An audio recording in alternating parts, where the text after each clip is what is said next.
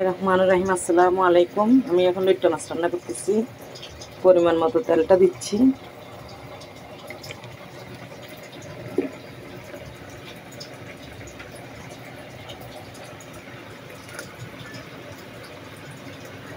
টমেটোগুলো দিয়ে দিচ্ছি,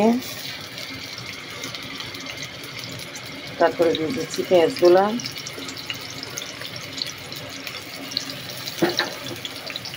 এখানে আমি নাড়াচাড়া করতেছি। এখন আমাকে প্লিজ সাবস্ক্রাইবার করবেন, লাইক কমেন্ট শেয়ার করবেন দয়া করে। আমি অনেক কষ্ট করে রান্নাবান্না করি আপনাদের জন্য, দেখানোর জন্য, রেসিপি তৈরি করার জন্য। আমাকে আপনারা প্লিজ খুশি করবেন, একটা করে সাবস্ক্রাইবার করবেন।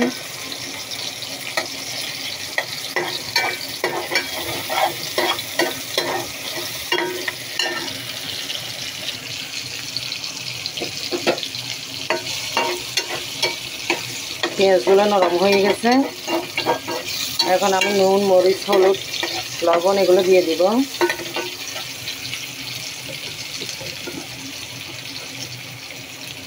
এই যে হলুদের গুঁড়ো দিচ্ছি পরিমাণ মতো, মরিচের গুঁড়ো দিচ্ছি পরিমাণ মতো, স্বাদ মতো লবণটা দিচ্ছি।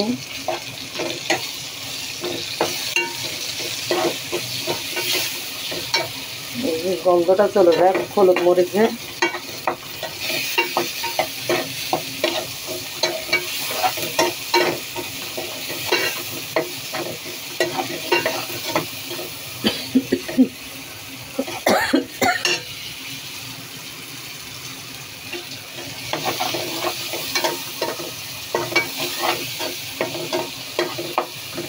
এখন লইট্টা মাছগুলো আমি দিয়ে দিচ্ছি। এই যে লইট্টা মাছ,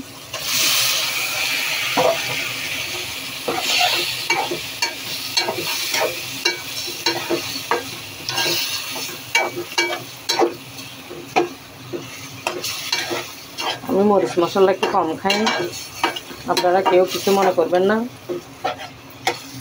মরিচ মশলা কম খাওয়া ভালো স্বাস্থ্যের জন্য। এখন আমি ধনেপাতাগুলো দিয়ে দিচ্ছি। লইট্টা মাছ হতে বেশি দেরি লাগে না, অল্প সময়তে হয়ে যায়।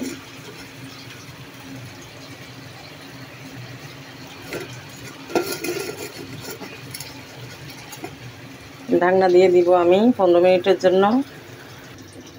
আমার লইট্টা মাছগুলা হয়ে গেছে আলহামদুলিল্লাহ। এই যে কত সুন্দর কালার আসছে দেখেন। আপনারা আমাকে দয়া করে সাবস্ক্রাইবার করবেন, অলজ্ঞানি করবেন না আমাকে। আমি অনেক কষ্ট করে রান্নাবান্নাগুলো করি আপনাদের জন্য, আপনাদেরকে দেখানোর জন্য। আমাকে দয়া করে সাবস্ক্রাইবার করবেন। ঢাকনা দিয়ে দিচ্ছি, হয়ে গেছে।